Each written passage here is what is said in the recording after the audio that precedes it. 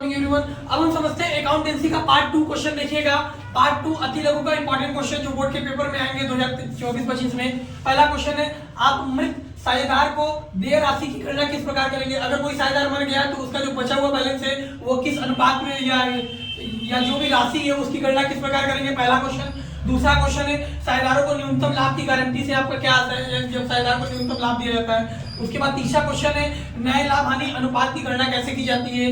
उसके बाद चौथा क्वेश्चन है, न्यूनतम अभिधान पर एक संक्षिप्त टिप्पणी लिखिए।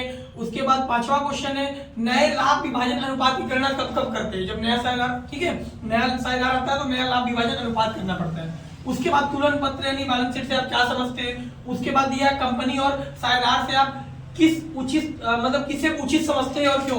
मतलब बता रहे कि कंपनी और साझेदार इन दोनों में बेस्ट कौन होता है, कंपनी होता है कि साझेदार होता है। तो उसको अगर आप समझते हैं मान लीजिए कंपनी, तो क्यों, तो उसका जवाब देना है। उसके बाद दिया हुआ है रोकड़ प्रवाह विवरण का उद्देश्य बताना है, वेरी वेरी इंपॉर्टेंट है। उसके बाद दिया हुआ है बोनस अंश से आप क्या समझते हैं, ये भी क्वेश्चन वेरी इंपॉर्टेंट है। उसके बाद दिया हुआ है आपका, जब रोकड़ प्रवाह विवरण तैयार कर रहे हो तो विभिन्न क्रियाकलापों को कैसे वर्गीकृत करें, यानी जब हम कैश फ्लो स्टेटमेंट तैयार करेंगे, रोकड़ का मतलब कैश फ्लो स्टेटमेंट तैयार करेंगे, तो उसमें कोई भी आइटम्स को या कोई भी क्रियाकलाप को कैसे कैसे दिखाएंगे।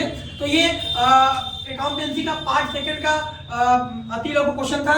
नेक्स्ट क्वेश्चन मिलेगा, लाइक कीजिए, सब्सक्राइब कीजिए, थैंक्स।